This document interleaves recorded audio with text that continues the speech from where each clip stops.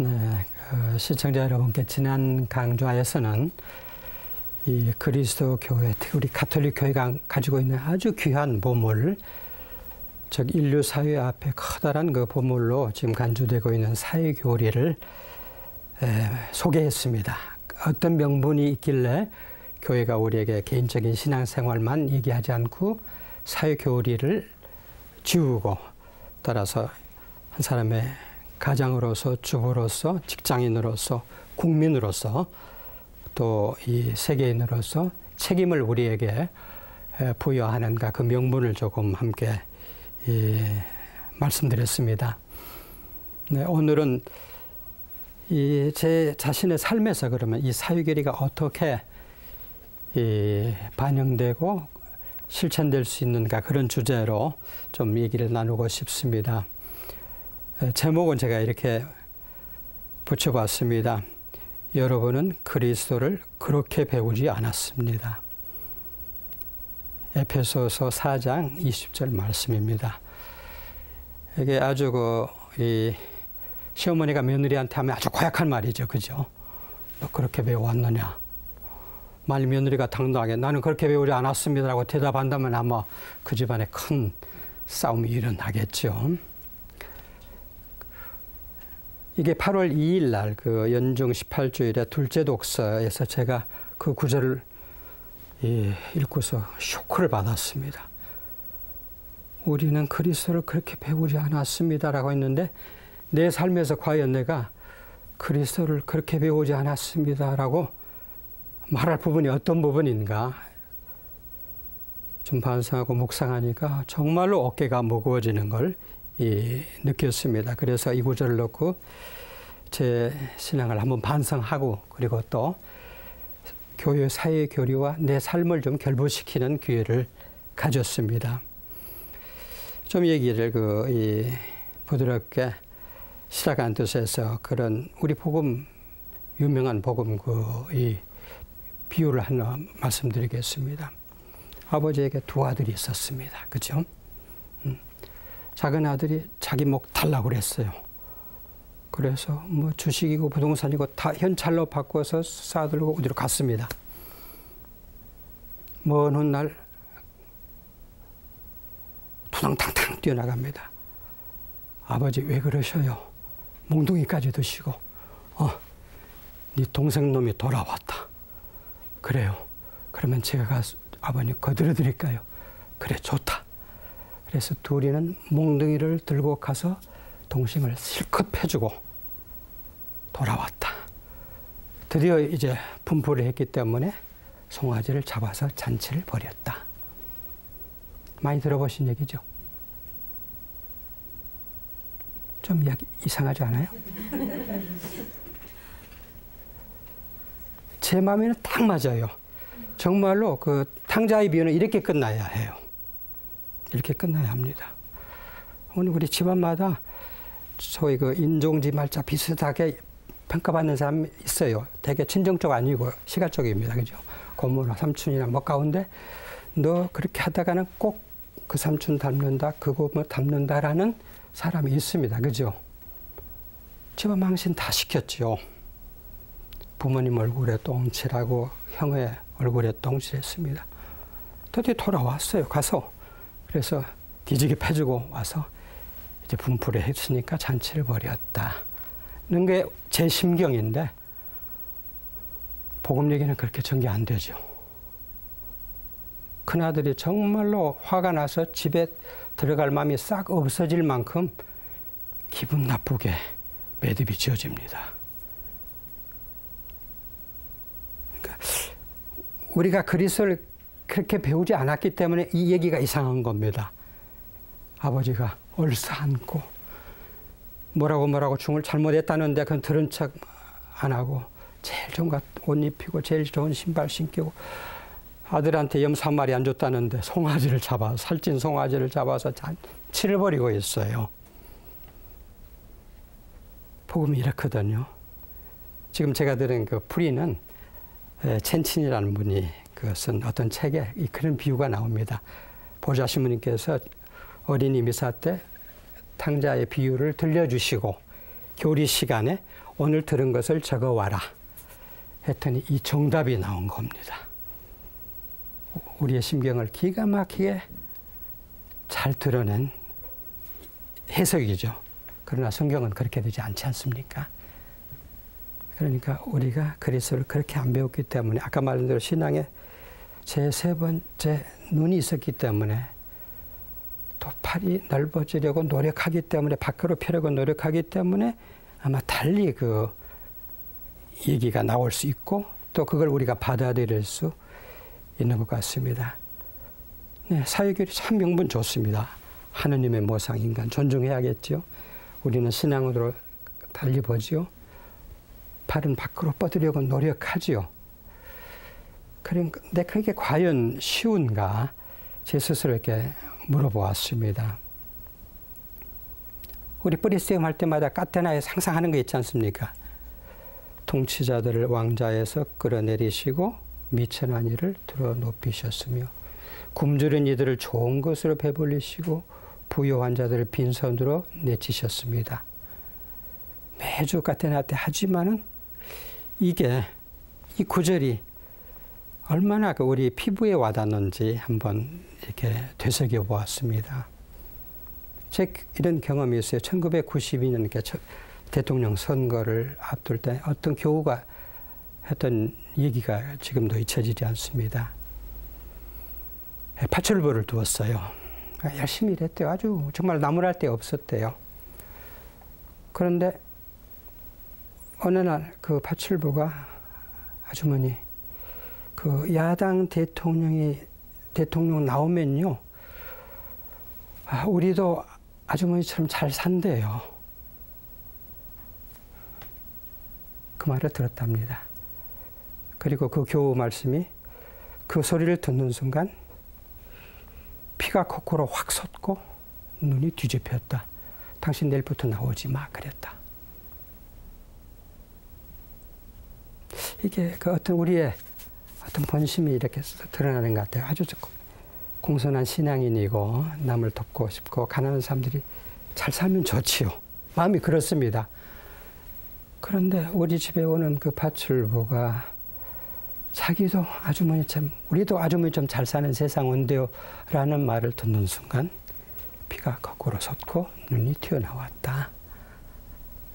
그러니까 우리가 진정으로 제 자신이 진정으로 가난한 사람을 사랑하는가, 가난한 사람들은 우선적인 사랑을 바친다는 교회 가르침이 우리 피부에 와닿는 가르침인지 반성이 되더라고요.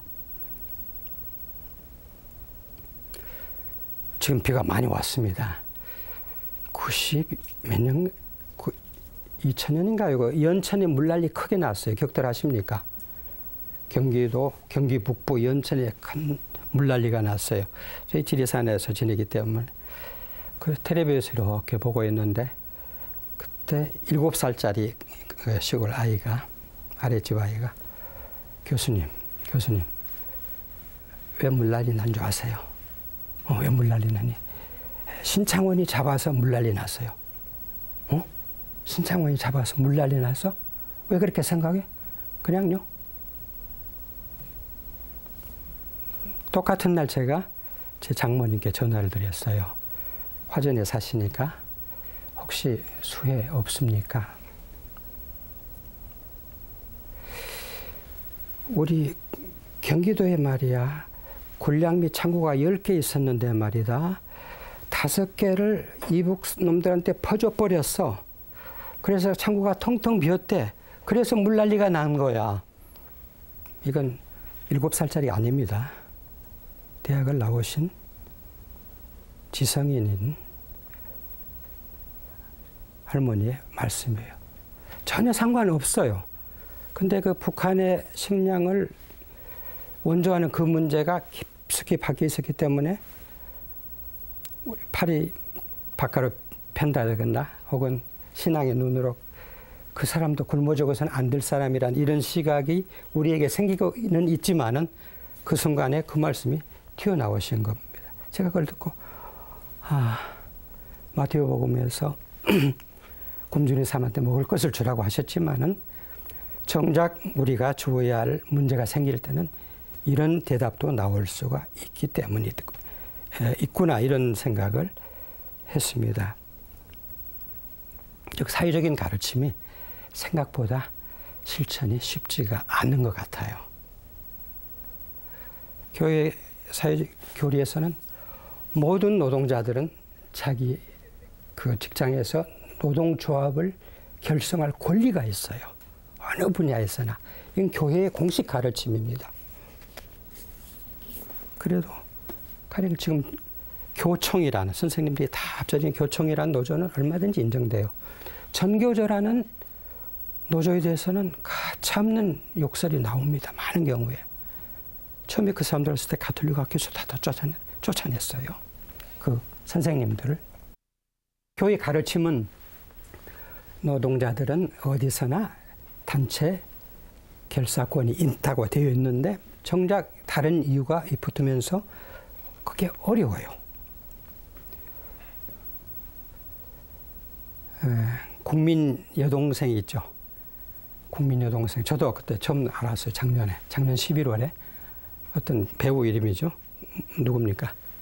문근영. 예, 문근영. 그 사람이 어떻게 그 남몰래 돕다가 그게 드러났죠. 어떻게 드러난지 모르겠습니다. 그런데 아주 엉뚱한 일이 이렇게 나왔어요. 그 지만원 씨라고. 저하고 나이가 똑같습니다. 68세예요. 만 69세죠, 그럼. 대학 교수입니다. 지성인이에요. 그죠? 그분이 그런 글을 썼죠. 빨갱이 손녀다. 그래서 좌익들의 활동을 돋보이게 하기 위해서 그 짓을 했다. 그 다음에 그 여자가 광주 사람이라고 합니다. 호남을 축혀 세우기 위해서 그 짓을 했다. 이게 지성인입니다. 7살짜리 아이가 한 말이 아니고 어떤 사람의 그냥 남몰래 하던 자선사업인데 평가가 그렇게 나와요. 그래서 네티즌들이 물었죠. 당신도 자선사업 하느냐? 나 한다. 얼마 했느냐? 10만 원 내가 냈다. 어디다 내셨어요? 이북에 삐라 보내라고. 그러니까 우리의 어떤 것이 어떤 선입견이나 여기는 이데올로기를 하겠죠. 무엇이 딱 우리 눈을 가리우면은 신앙의 눈이 다 가리워서 새카매지는 것 같고 따라서 그 제3의 눈으로 사물을 보는 게 그렇게 쉽지가 않은 것 같습니다. 이런 그 몇 가지 예화를 보고도요.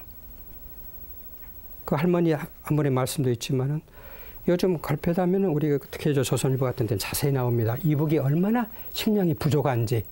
따라서 그대로 가면 올겨울에 150만 내지 200만 명이 기아에 허덕이고 내년 가면은 자칫하면 그중에서 한 3분의 1은 아사된다. 이렇게 크게 나옵니다. 그리고 이제 결론이 문제죠. 그러면은 어떻게 해야 하느냐. 되게 많은 결론이 쌀 한 톨 주지 말라죠. 북한 사람들은 쩔쩔 더 굶어 봐야 한다. 그래서 견디다 못해서 다 같이 일어나서 김정일을 타도해야 한다. 아주 이상한 결론 아닙니까? 왜냐하면 마태복음 25장에서 주님께서 제후심판 때 저쪽에 좌익이니까 군량미로 쓰일 수 있으니까 저 사람들은 주는 것 없이 미우니까 안 줘도 된다는 말씀을 없거든요. 그냥 줬느냐 안 줬느냐만 가지고 얘기를 하시는데 우리의 행동은 그렇게 나눠질 수가 있더라고요. 그래서 교회가 저런 사회적인 가르침을 냈는데도 불구하고 20세기 2004년에 유럽연합을 탄생시키는 국가 지도자들이 가톨릭 교회가 그리스도교가 유럽 문화의 뿌리였다는 것을 헌법 전문에 넣을 수가 없다고 한 이유가 무엇인가? 왜 교황님이 그렇게 사회 교리를 만드시기 위해서 평생 동안 노력하셨나를 제가 많이 좀 느낄 수 있었습니다. 좀 심한 정치가들의 발언은 이루 말할 나위가 없지요. 지금 이제 클린턴 대통령이 북한을 갔어요. 우리 정부에 너무나 놀라운 충격적인 사건이었죠. 그래서 그 여기자 둘을 데리고 왔습니다. 참 지금 다들 왜냐하면 그 남북 관계가 꽁꽁 묶였습니다. 저는 거기 그 대사로 있으면서는 한참 그래도 그 앞에는 햇볕 정책이었고 노무현 대통령 때는 이 포용 정책이었습니다. 이북에 대해서.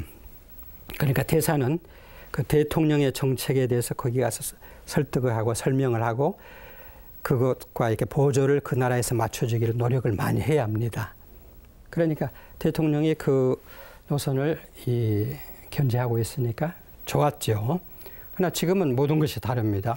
모든 걸 딱 봉쇄하고 저쪽에서 손들 때까지는 아무것도 해줄 수 없다. 이런 것이었고 2008년도 가령 대북 식량 지원 예산까지 있었지만은 살 한 톨 안 줬죠. 이런 이제 정치가 있기 때문에 아주 남북 관계가 어렵습니다. 자, 그럼 이런 문제가 신앙의 문제일 수 있는지, 즉 교회의 사회적인 가르침하고 연관이 될 수 있는지요. 이걸 한번 이렇게 명상해보고 묵상해봅니다. 제 자신을 위해서요. 자, 남북 대화가 있습니다. 6.15 감격적이었죠, 사실은. 그 두 사람이 서로 포옹했지 않습니까? 저는 그 앞에 김영삼 대통령이 남북회담을 하기로 했을 때 정말 기대를 했습니다. 그런데 조금 떨떠름한 게 있었어요. 왜냐하면 김일성 주석은 워낙 체구가 크고 김영삼 대통령은 하도 체구가 작으니까 어서 오게나 하고 끌어안아 버리면은 우리나라 국가 원수인데 우리가 보기에 참 그림이 안 좋아요. 근데 김일성 주석이 갑자기 죽었습니다. 이제는 판이 완전히 바뀐 겁니다. 여기서 문상 가요. 아버지 친구가 문상을 옵니다. 그러면 그 아들 김정일이 어서 오십시오. 와주셔서 고맙습니다 하니까 이 모양새가 아주 좋은 그림이 나오려는 순간에 군대 비상 경계령을 펴고 조문하겠다는 사람들을 가둬버렸죠. 그 다음에 이제 6.15 공동성명과 회담이 있었고 또 2007년 10월 6일에 노무현 대통령과 김정일에게 회담이 있지 않습니까? 이런 모임을 만남을 어떻게 볼 것인가?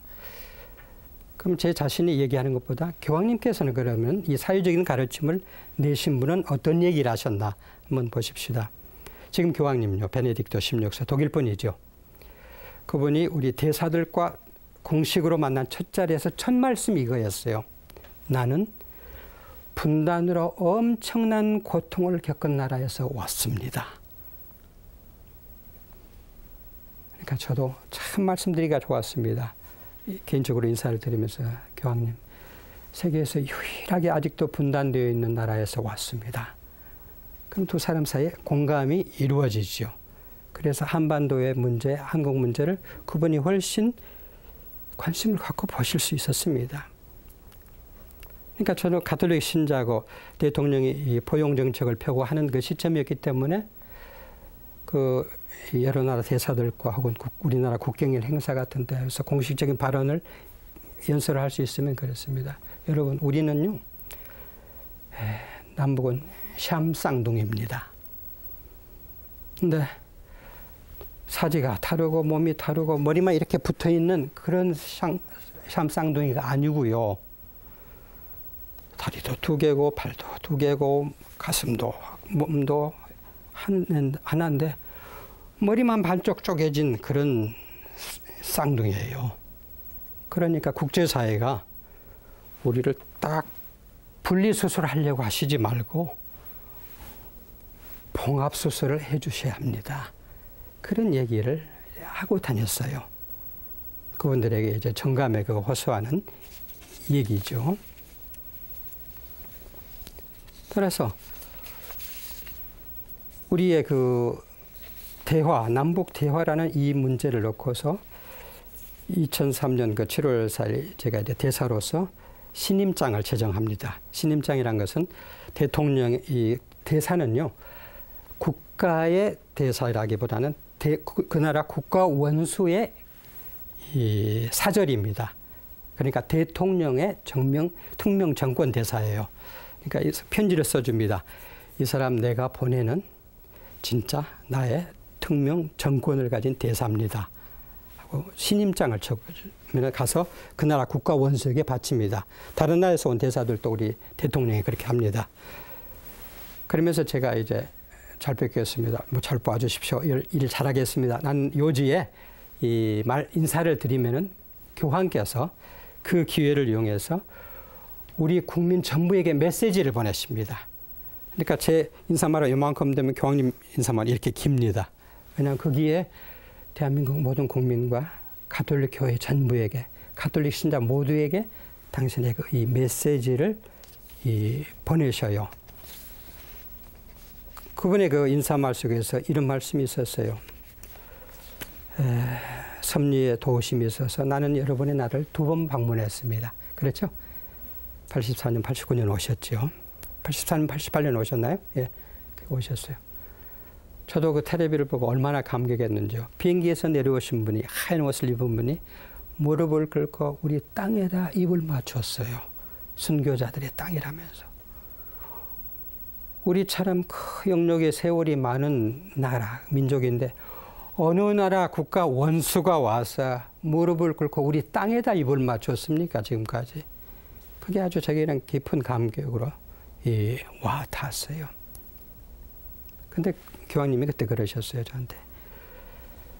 단일 민족이 사는 반도가 강제로 스라린 분화를 겪고 있음을 내가 눈여겨보았고 많은 사람들이 그것 때문에 고통받는 걸 보았습니다. 그런데 이제 여러분이 갓 시작해서 남북 사이에 대화가 일어나고 있습니다. 6.15 그걸 이렇게 전제하는 겁니다. 그러니까 우리 성전은 대화와 협력을 향한 모든 노력과 시도를 성원하고 항상 돕고 기도하겠습니다. 모든 협력을 아끼지 않겠습니다. 그러나 어떤 사람들은 지금 6.15 그것은 우리 땅을 공산당들한테 넘기는 무슨 문서였다 이렇게 욕한 사람도 있습니다. 그리고 많은 경우에 자세히 보면 가톨릭 신자일 수도 있어요. 그리고 우리가 서로 그 6.25 상처 때문에 어려운 걸 그분이 아셔요, 교황님이. 그래서 이런 말씀하십니다. 지나간 시대의 고통, 보다 나은 시대를 내다보는 그런 자신감을 감소시켜서는 안 됩니다. 아까 제 그 장모님 얘기를 예를 들었는데 그분은 당신 눈앞에서 시어머니가 총살당하는 거 보셨어요. 그분에게 다른 설명을 할 수가 없어요. 그 깊은 상처와 그 깊은 슬픔과 원한, 그거 어떻게 합니까? 깊이 이해하는 거죠. 그러니까 교황님도 압니다. 6.25라는 것 때문에 여러분이 얼마나 민족 상전으로 서로 상전으로 싸운 것이 고통을 알지만 그래도 앞을 보고 가십시오. 미래를 보고서. 예. 또 핵 문제도 나왔어요. 핵. 교황님이 이런 말씀하셨어요. 대량 살상무기, 특히 핵무기가 점진적으로 평등하게 결연하게 폐기되어야 합니다. 점진적으로 결연하게, 이건 전 세계 모든 나라가 다 하는 말입니다. 그런데 이 평등하게라는 말은요, 지금까지 유일하게 교황청에서만 나왔습니다. 거기는 남한과 북한을 똑같이 놓고 봅니다. 교황청에서는.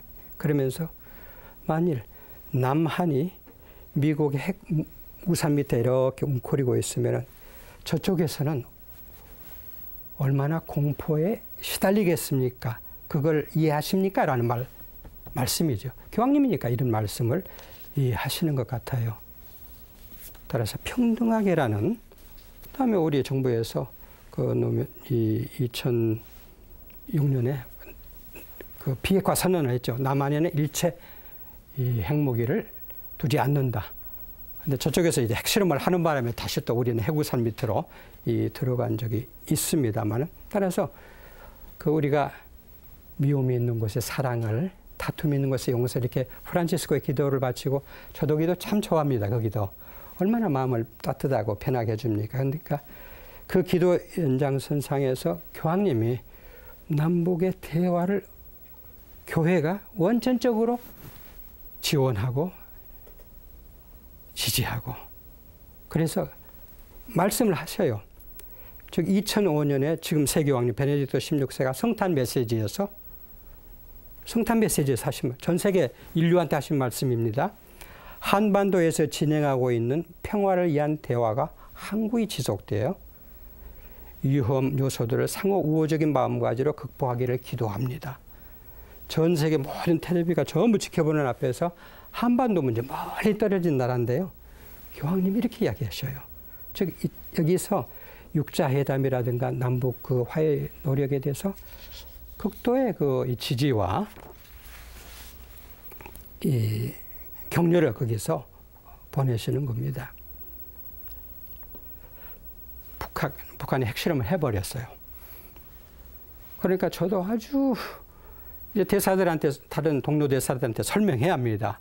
북한이 이 저지른 일에 대해서 당신들은 그래도 포용 정책이라고 하는데 어떻게 할 것입니까? 라는 얘기를. 그래서 어떤 기자가 탁 마이크를 들고 교황청 국무원장, 총리입니다. 여기다 딱 대고 물었죠. 자, 북한의 핵실험에 대해서 어떤 제재를 가실 겁니까? 바티칸은. 그 추기경이 그랬어요. 성청은 제재를 얘기하는 것이 아닙니다. 이런 문제가 발생할 때 이 문제를 평화롭게 해결하는 방법이 무엇인가를 가지고 고민하는 것이 교황청입니다. 그 기자가 아무 반론을 못 펴고 그냥 물러갔어요. 저도 그 말을 흉내내서 우리가 지금 이 문제에서 어떻게 대북 제재를 하느냐는 문제가 아니라 그건 국제사회가 지금 유엔에서 논의하고 있으니까 우리는 그럼에도 불구하고 대화를 어떻게 계속할 수 있느냐를 얘기할 수 있다. 이렇게 되는데 북한이 핵실험하니까 우리가 식량을 중단했습니다. 노무현 대통령도 중단해서 3개월 후에 다시 줬지만은 딱 3개월 안 줬어요. 제일 엄격하게 강력하게 나온 데가 일본입니다. 지금도 일본이 대북 제재가 제일 아주 거칠고 엄격합니다. 네. 일본 대사가 새로 그 교황청에 부임했어요. 그래서 이제 교황께 신임장을 드리면서 일본 천황에 신임장을 드리면서 북한 사람들이 일본 사람들 납치해 갔어요. 그 문제가 아직도 안 풀렸습니다. 교황께서 좀 엄하게 꾸짖어 주시기 바랍니다. 라는 요제 인사 말씀 드렸어요. 교황님께서 정말 사람을 납치하는 건 나쁘죠. 라고 하신 다음에 한반도의 비핵화라는 목적을 달성하기 위해서는 평화로운 방법을 통해서 모든 당사자들에 대한 존중 가운데 사고를 저질렀다고 해서 어떻게 하지 말고 존중한 가운데. 그리고 저는 강력하게 요청합니다. 국제사회가 가장 취약한 백성들에게, 특히 북한에 있는 백성들에게 인도주의적 원조를 추구하고 강화할 것을 요청합니다. 갑작스러운 원조 중단은 국가 시민들에게 심대한 결과를 초래하는 일이 없게 하려는 것입니다. 쌀 한 톨도 못 주겠다는 나라에서 온 대사에게 교황님은 북한 핵실험이 대북 식량 원조를 차단할 구실이 안 됩니다. 대사가 큰 충격받았어요. 이게 무슨 얘기냐고. 제가 이제 아시아그룹 딘이기 때문에 찾아와서 이걸 어떻게 해석하고 본부에다 보고해야 하느냐. 그래서 그 교황청의 입장을 설명해주고 보완해줘야 할 필요가 있습니다. 그러니까 지금도 우리가 식량 원조를 못하고 있을 때 어떤 사람이 나는 반공주의자다. 나는 우익이고 나 조선일보 본다. 따라서 대북 식량 원조는 반대한다. 개인적으로 말할 수 있지만 신앙인으로서는 안 됩니다. 이게. 교황님께서 한국 사정을 모르고 하신 말씀이 아니거든요. 교황청의 정보는 미국의 정보를 훨씬 능가한다고 미국 CIA 국장이 토로한 겁니다. 그렇게 철저하게 알고 있는 곳에서 이런 얘기를 교황께서 하셨기 때문에 이 사회교리에서 굶주린 자에게, 굶주린 대륙에 국가에 원조를 해야 한다는 그런 명분에 대해서 우리가 다른 얘기를 할 수가 없죠. 2007년 저는 이렇게 9월 17일에 왔습니다만 9월 30일 카스텔 간돌포에서 그게 여름 궁전이에요. 교황님이 여름에 거기서 지내십니다. 그럼 거기서는 3종 일요일이면 신자들이 많이 와요. 바티칸 광장처럼은 아니지만은 거기도 그래도 수천 명 들어옵니다. 그러면 3종 기도 전에 기도 지향을 얘기하셔요. 이런 일, 뭐 쓰나미에서 죽은 일을 위해서 뭐 어디에서 지금 또 중국에서 이번 그 뭐라고 칩니까? 그 태풍으로 희생당한 사람들을 위해서 이런 이제 기도를 하시는데 그때 이런 얘기 하셨어요. 10월에 노무현 대통령이 김정일 국방위원장하고 만나기로 되었었죠. 한반도를 위해 여러분의 기도를 부탁합니다. 전 세계에서 모인 신자들 앞에 섭니다. 그곳에서는 두 한국 사이에 중요한 대화의 진전이 이루어지고 있습니다. 그러한 진전은 그곳에서 일어나는 화해의 노력이 한국 국민의 이익을 공고히 하고 주변 지역 전체의 안정과 평화에 이바지할 수 있습니다. 멀리 수천리 떨어진 저 교황청에서 가톨릭 신자들을 상대로 근데 이제 그 말씀이 전 세계 모든 가톨릭 신자에게 전해지죠. 그 상대로 얘기를 교황님께서 이렇게 하시죠.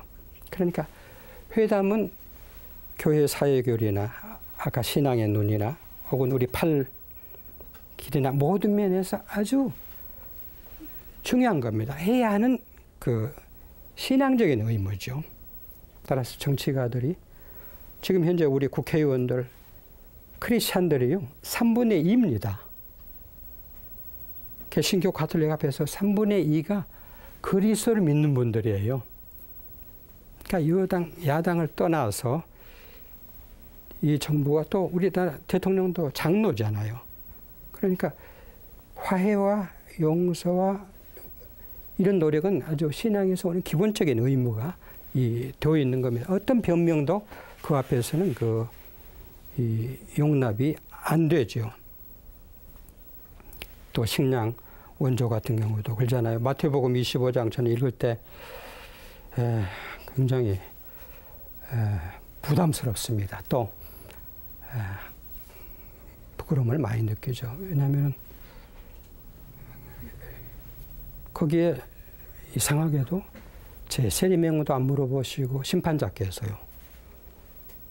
주일미사도 안 물어보시고 사모기원 했느냐도 브레스템 얼만큼 뭐 평화 통일을 위한 로사리오 얼만큼 주일 헌금 성당 신축 헌금 한마디도 안 물어보셔요. 얼마나 억울합니까? 그 교회 안에서 이렇게 착실하게 살아온 우리에게 딱 한 가지죠.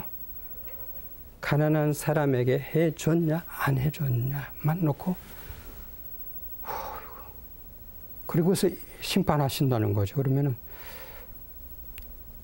좀 이렇게 밑에 사실 드리는 말씀이지만 우리 신앙인으로서는 억울할 수가 있는데 심판자께서는 딱 그걸 가지고 아까 말한 대로 하나는 사회적인 사랑으로 하나는 사사로운 사랑으로 간주하셔서 인류를 나누시고 하느님의 도성과 지상의 도성을 나눠놓겠다는 그런 말씀을 하신 것 같아요.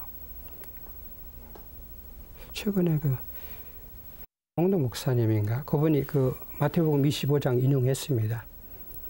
거기 보면은 최후의 심판 때 영원한 심판자께서 좌익과 우익을 쫙 나눠놓고 오른쪽은 우익이죠. 영원한 구원을 받고 좌익은 영원한 지옥에 가도록 되어 있다. 공식 삭상에서 했기 때문에 신문이 쫙 나와버렸습니다. 젊은이들이 그걸 보고 얼마나 기겁을 했겠습니까? 거기서 묻는 것은 가난한 사람들을 보살핀 사람이 오른쪽에 서고 그들을 모른치 않은 사람이 왼편에 서 있는 건데 이데올로기로 기준으로 해서 좌우로 나눠놓고는 좌익은 다 지옥으로라고 독실한 목사님의 입에서 그 얘기가 나왔기 때문에 그 젊은이들은 지독한 충격을 받고 교회를 다니는 젊은이들이 그냥 아마 깊은 환멸을 느꼈을 거예요. 성경은 그렇게 해석되어야 할 것이 아니고 주님도 그런 심판을 하시는 분이 아니신데 말입니다. 저쪽에서 이분이 잘 무릎을 꿇고 빌어야 또 머리를 숙이면 우리가 먼저 해주겠다. 되게 우리 지금 정부에서 그렇게 하고 있습니다만은 그리고 이제 외교에서는 호혜주의라고 합니다. 저쪽에서 비자 없이 우리를 입국시키면 우리도 그 나라 국민을 비자 없이 입국시킵니다. 외교에서는 반드시 호혜주의가 통해요.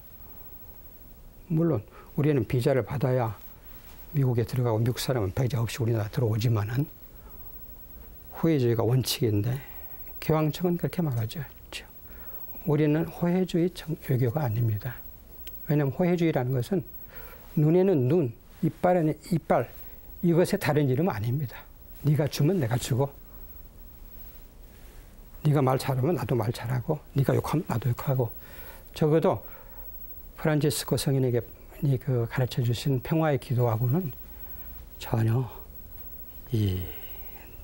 딴 얘기죠. 지금 이렇게 보면은 우리가 딱 우리의 삶에서, 우리 한국 사회에서 걸리는 문제가 있습니다.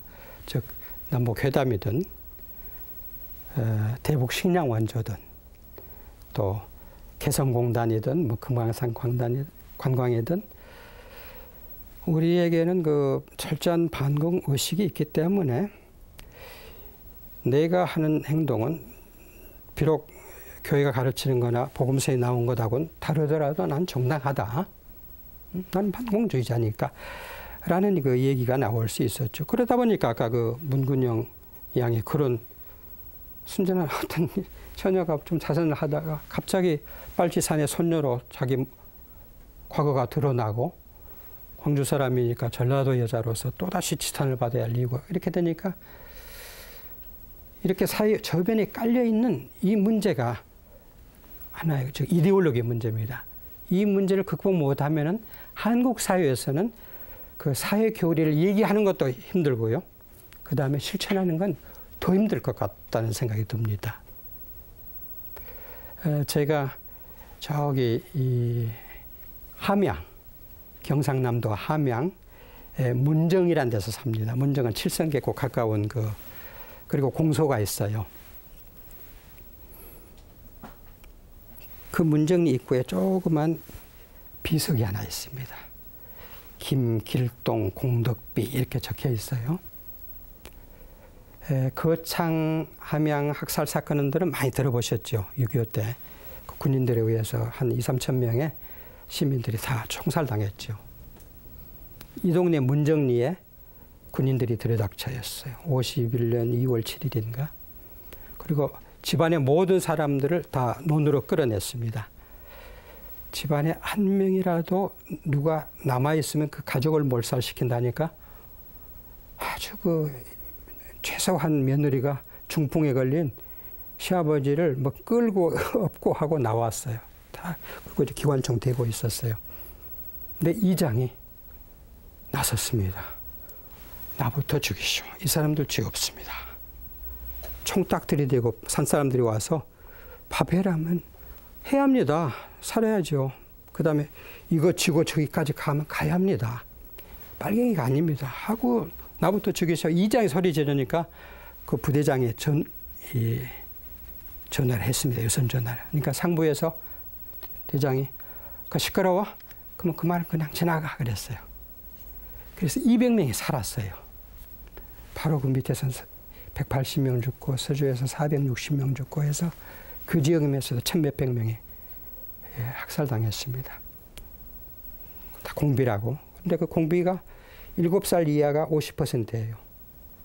한 1,000명이 7살 이하짜리입니다. 공비들이란 사람들이. 그런 무서운 사건이 있었는데 그 김길동 씨가 공덕비가 2000년에 세워졌어요. 51년에 사건이 일어나고 50년 동안 그분의 이름이 묻혀 있었습니다. 왜 그렇게 했어요? 빨갱이들을 살렸으니까 빨갱이라는 혐의를 받을 수가 있었습니다. 그러니까 아무도 그 사람 이름을 입에 올릴 수가 없었어요. 2000년에 이제 김대중 대통령 때 고맙다는 그 주민들이 세운 공덕비가 하나. 그러니까 이 예를 든 이유는 그겁니다. 우리는 그리스도를 그렇게 배우지 않았다고 하는데도 우리 사회생활에서는 엄청난 아까 뭐 전교조 같은 예를 들면은 저 사람들은 좌익이니까 안 된다는 이런 식으로 하면서 이 지탄받는 그런 얘기들이 이렇게 나와요. 이때 나는 반공주의자요. 정말로 나는 그 공산주의를 용납할 수가 없습니다. 옳은 말이죠. 그때 교회는 이렇게 대답합니다. 요한 바오로 2세. 이데올로기로 나누어진 세계는 죄악의 세계입니다. 따라서 나는 진공주의자입니다. 용공주의자입니다. 나는 반공주의자. 이런 언어가 신앙인의 입에서는 용납되지 않는다는 겁니다. 왜냐하면 그것이 많은 다른 그 많은 7살, 1살, 2살짜리들을 총으로 쏴 죽이면서도 공비를 죽였다고 말할 수 있을 만큼 우리 정신을 병들게 합니다. 이데올로기가. 저기 식량 원조를 안 하면 저 사람들이 얼마나 많은 사람이 굶어 죽는 줄 알면서도 쌀한톨을 못 보낸다는 이런 고집이 나오지요. 그러니까 교회가 하는 말이죠. 따라서 그리고 교회는 공산주의든 자본주의에 대해서는 똑같이 비판적으로 합니다. 거기에서 인간이 존중받으면은 그 사상 좋고 그렇지 않으면은 그렇지 못하다. 이런 입장을 띠기 때문에 신앙인들은 즉 그리스도를 그렇게 배우지 않은 우리는 여기에 눈이 하나 더 있기 때문에 그 문제를 극복할 수가 있습니다. 다른 사람들 못합니다. 더군다나 그 6.25 때 깊은 상처 입은 분들 좀처럼 어려워요. 그런데 교회의 가르침을 받는 우리만은 극복할 수 있다는 것이 그 교회의 가르침과 교황님의 그 격려지요. 여기서 우리가 마지막으로 그런 얘기를 들 수 있어요. 예수님이 사람을 평생 동안 3번 그 부활시키신 일이 있습니다. 과부의 아들, 그 상여가 나갈 때 상여를 붙잡고 부활시키죠. 그죠? 야이로의 딸, 숨이 막 끊어진 걸 살리시죠. 그리고 3번째는 뭡니까? 라자로의 부활. 이미 묻어서 돌무덤에 묻었기 때문에 시체 썩는 냄새가 나는 그 죽은 사람을 살리시죠. 나자로 나오너라. 혹시 집에 가시면 읽어보세요. 요한복음 11장 11장에 그 라자로 부활 얘기가 쭉 나옵니다. 그 부활 사건이 일어나자 예루살렘에서 회의가 열립니다. 그리고 토의가 이렇게 돼요. 저 사람 저렇게 많은 기적하니까 참 그대로 둘 수가 없습니다. 그대로 두면 모두가 그를 믿으니까. 그대로 두면 모두가 그를 믿을 것이고 11장 48절입니다. 로마인들이 와서 우리의 이 거룩한 곳과 우리 민족을 짓밟고 말 것입니다. 어떤 분이 죽은 이를 살려요. 기적을 해요. 근데 그것이 갑자기 국가 안보하고 딱 매칭이 시켜버립니다. 아까 신창서가 그 물난리하고 딱 되죠. 쌀창고 빈것하고 물난리하고 이렇게 이 사람 지성인들입니다. 대직관들이 모여서 그래요. 그리고는 예수를 죽이기로 해요. 왜냐하면 대사자의 가야파가 그랬죠. 그 사람이 죄가 있든 없든 상관없고 그 사람이 죄가 없어도 온 민족이 멸망하는 것보다 그 사람 하나 죽는 게 낫다. 그래서 예수 그리스도를 죽이기로 결정이 나죠. 즉 우리가 우리 사회 깊이 뿌리 박은 국가 안보라든가 반공 사상 이 속에 가장 큰 희생자가 우리가 주님이라고 부르는 예수 그리스도 나자렛 사람이 희생자로 거기 서 있기 때문에 우리 신앙인은 이 문제를 극복할 수 있다. 사회적인 사회교리를 실천하기 위해서는 그 방법밖에 없다는 것을 우리가 아주 절실히 절감하게 됩니다. 이 라인을 못 넘으면요, 우리 사회에서 사회교리는 항상 강론 때도 알로그 시대도 장애 봉착하고 멈춰버립니다. 예, 그래서 다시 한번 그리스도께서 자꾸 안으로만 그 구부리는 우리 팔을 당신이 십자가에 딱 못 박아놓고 좋은 본보기를 보여주셨듯이 우리의 신앙은 그리스도께 그렇게 배웠기 때문에 그렇게 배우지 않았다는 이런 말씀을, 우리는 그리스도를 그렇게 배우지 않았습니다는 그 말씀이 있기 때문에 그 문제를 극복하고 넘어설 수 있다고 이렇게 생각합니다. 이걸로서 이제 사회 교리를 좀 소개해드리는 두 번의 강좌를 끝 마치겠습니다. 감사합니다.